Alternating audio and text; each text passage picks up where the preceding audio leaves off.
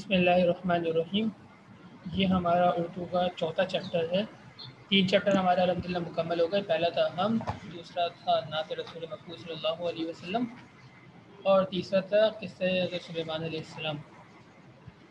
یہ چوتھا ہے، یہ بھی نظم ہے، اور پیج نمبر 17 پہ یہ بیٹے کی قربانی. تو پیج نمبر 17 نکال لیا ہوگا آپ نے. جی اویس پڑھیے اس کو بیٹا.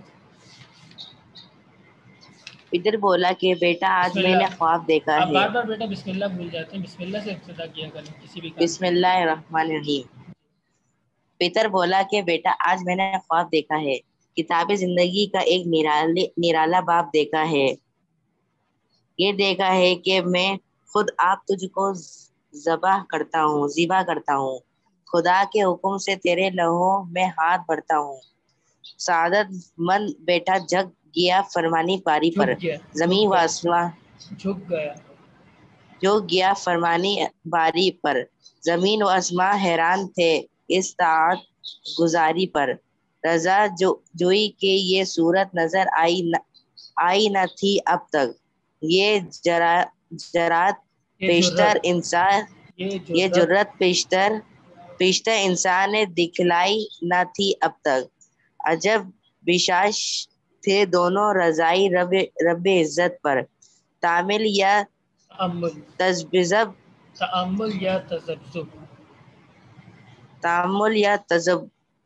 تذبذب کچھ نہ تھا دونوں کی صورت پر. کہا فرزند ہے اے باپ اسماعیل علیہ السلام صابر ہیں. خدا کے نام پر بندہ پہ تعمیل حاضر ہیں. مگر آنکھوں پر اپنی آپ صلی اللہ علیہ وسلم پٹی باندھ لیجئے گا. میرے ہاتھ میں اور پیروں میں رسی باندھ دیجئے گا.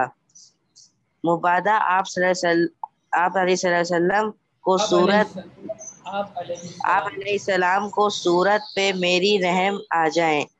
مبادہ میں طرب کر چھوٹ جاؤں ہاتھ تھرائیں. پسر کی بات سن کر باپ نے تعریف فرمائی. یہ رسی اور پٹی باندھنی ان کو پسند آئی. ہوئے اب ہر طرح تیار دونوں باپ اور بیٹا. چھری تھامی پدر نے اور پسر قدموں میں آ لیٹا. آگے بھی آگے بھی ہے تھوڑی. Page number 18. پچھاڑا اور گھٹنا سینہ معصوم پر رکھا. چھڑی گھٹنا لگڑی ہاتھ کو حلقوم پر رکھا. زمین سہمی پڑی تھی آسماں ساکن تھا بے چارہ. نہ اس سے پیشتر دیکھا تھا یہ حیرت کا نظارہ. پدر تھا مطمئن بیٹے کے چہرے پر. صحیح 6 کلاس کی کلاس ہے. نہیں بیٹا یہ O6 کی کلاس چل رہی ہے. آپ گریڈ 6 کے لیے سر سہیل صاحب کے لنک پہ بحالی تھی. چلے جائیں. چھری حلقومی اسماعیل علیہ السلام پہ چلنے ہی والی تھی. سرواز آ رہی ہے؟ ہاں جی پڑھی.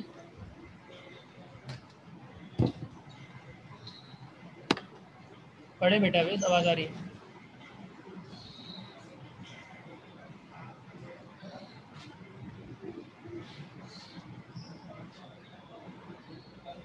اویس پڑھیے. آپ کا مائک بند ہو گیا بیٹا. مائک کھولے. جی پڑھیے. ہیلو ہاں آپ پڑھ. سرواز آ رہی ہے؟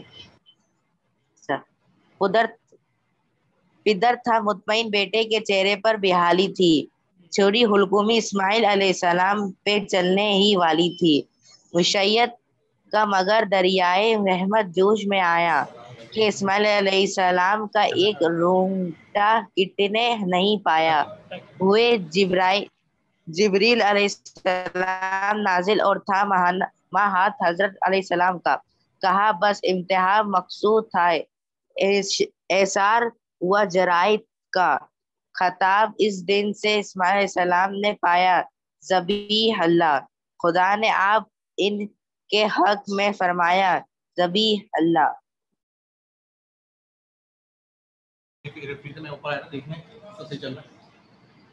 ہاں بیٹا اب دیکھیں میں اس کی تشریح کرتا جاتا ہوں ساتھ ساتھ۔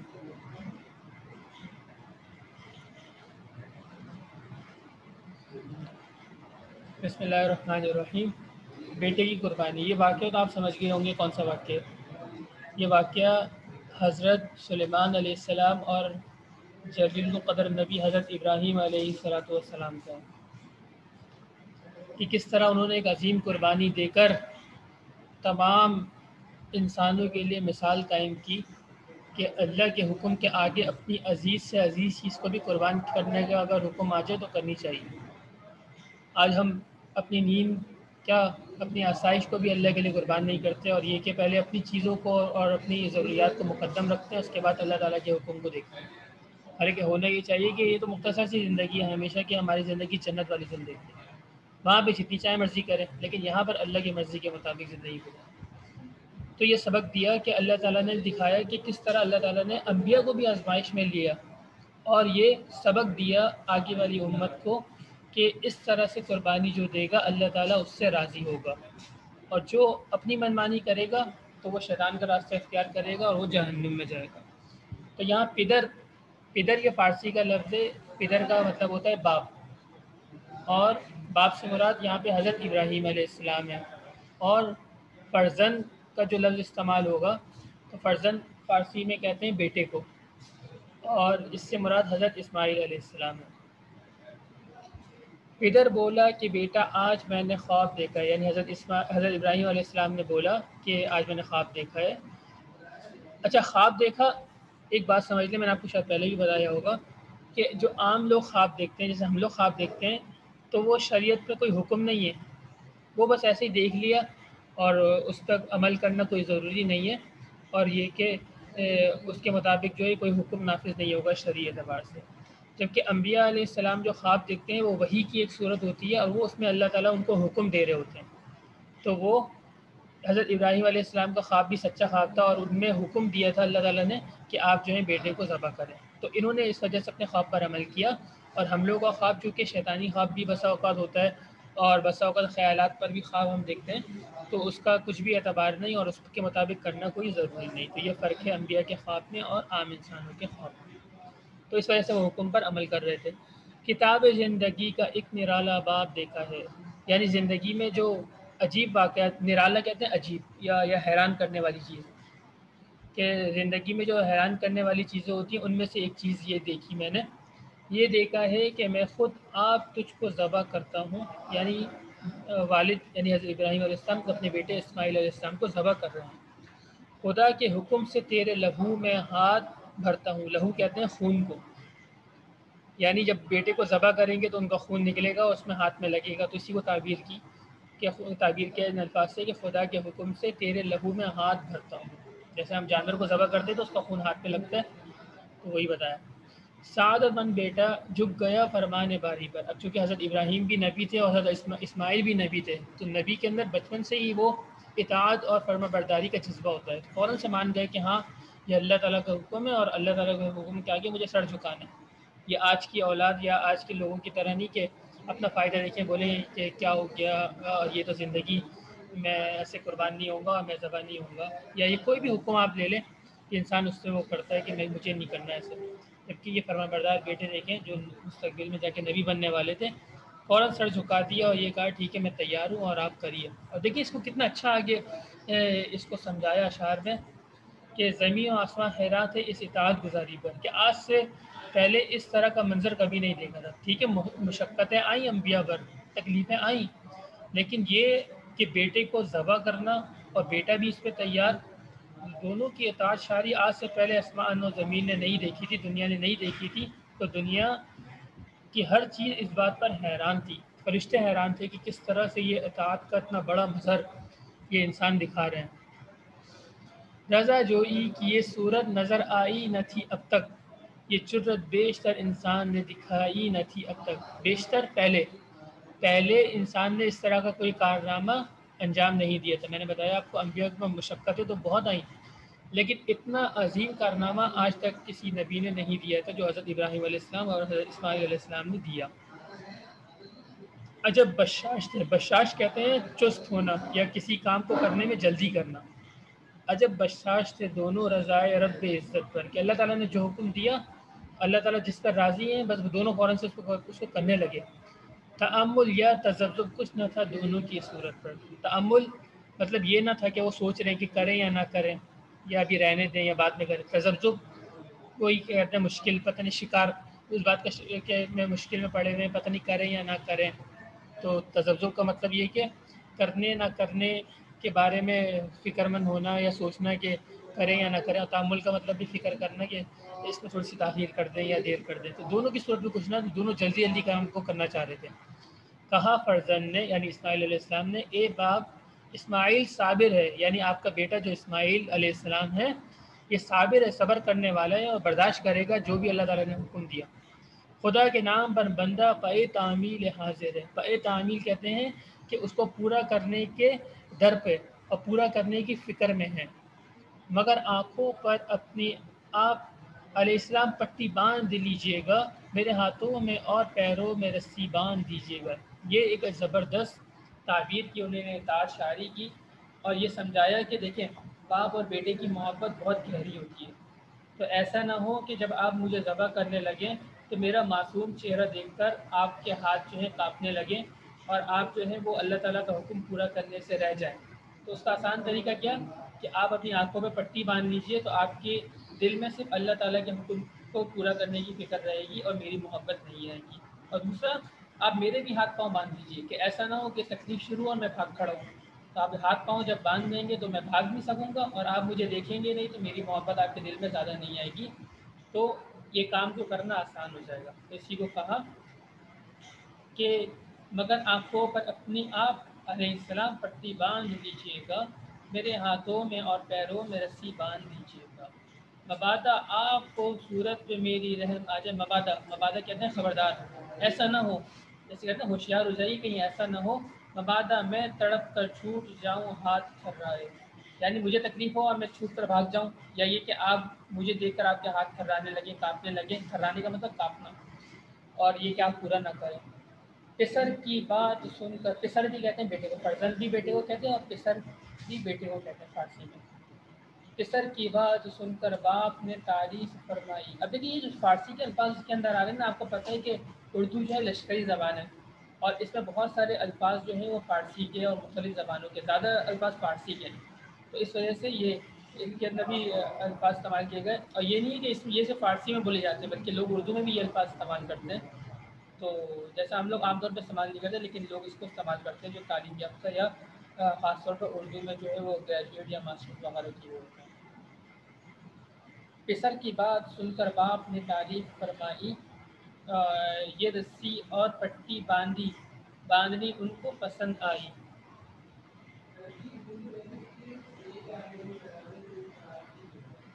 ہوئے اب ہر طرح تیار دونوں باپ اور بیٹے چھری تھامی پدر نے اور پسر قدموں میں آ لیٹا.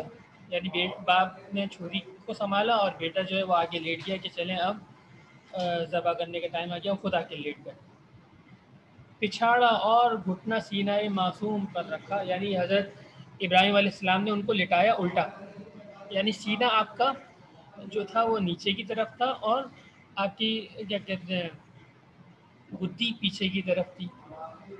لیکن یہ کہتے صحیح نہیں ہے اس کو بلکہ یوں سمجھے پچھاڑا اور گھٹنا سینہ معصوم پر رکھا. وہ اس طرح سینہ نہیں سینے پہ گھٹنا نہیں آئے گا بلکہ آپ کو ایسے ہی لٹایا کہ آپ کا چہرہ آسمان کی طرف تھا اور بال جو تھے وہ زمین کی طرف اور آپ کو لٹا کر آپ کے سینے پر معصوم چھوٹے بچے تھے آپ کے سینے پر اپنا گھٹنا رکھا اور ذبح کرنے کے جس طرح جانور کی گردن پہ ہم لوگ یا سینے پر وہ گھٹنا رکھتے ہیں اور پھر کسائی ذبح کرتے ہیں ہم لوگ ذبح کرتے ہیں تو بالکل اسی طرح کا منظر تھا.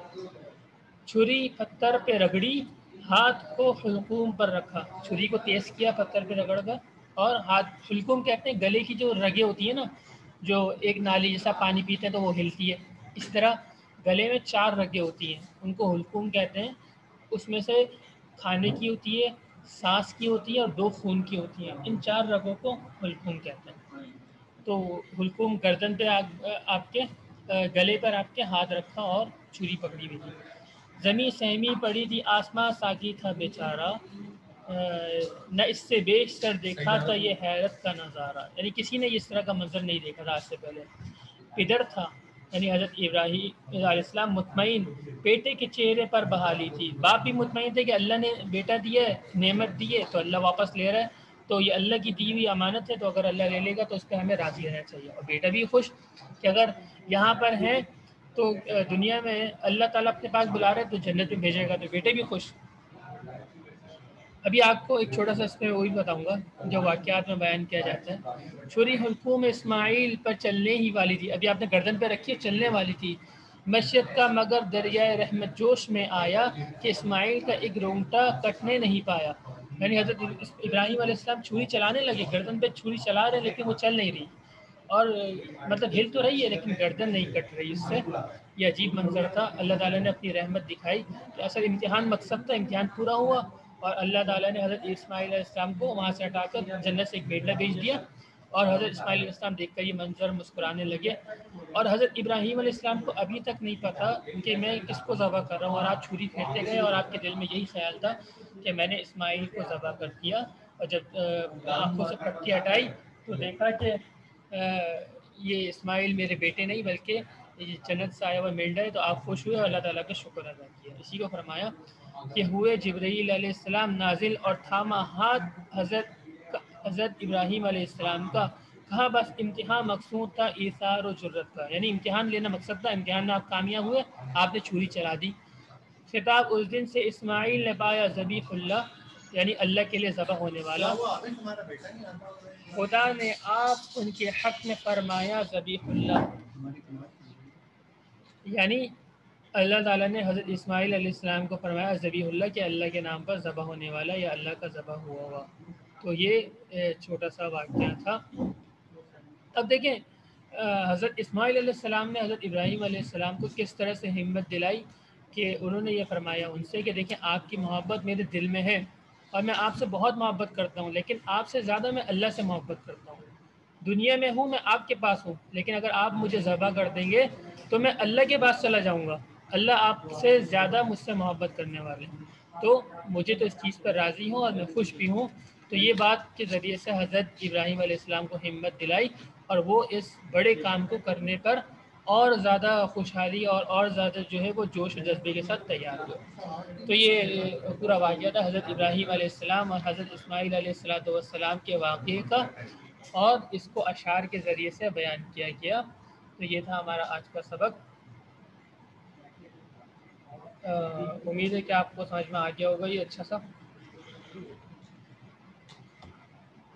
اور انشاءاللہ اس کے مشقی کام وغیرہ ہم اگلے اسباق میں اور اگلے لیکچر میں کریں گے. آج سے اس کی ریڈنگ آپ کر لیجیے گا، اس کا ٹائٹل بنا لیجیے گا اور اس کی خوشخطی کر لیجیے گا ایک صفحہ، اور انشاءاللہ اس کے آگے کا کام ہم بعد میں کریں گے.